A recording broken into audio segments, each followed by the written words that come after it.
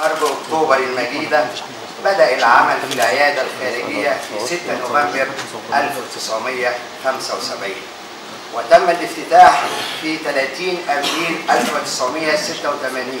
عاشت قواتنا المسلحة قوية أبية بسواعد رجالها القدسية دائما بكل جديد، وهذا لن يحدث قهرا.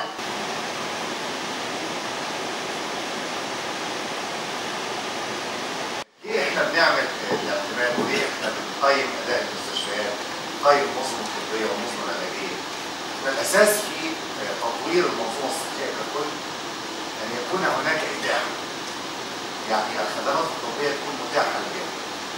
ان شاء الله مستشفى القوات المسلحه بالاسكندريه هي اول مستشفى عسكري، اول مستشفى عسكري قدمت، ان شاء الله يكون في تباعا في مجموعه اكبر من المستشفيات العسكريه والمدنيه والجامعيه باذن الله.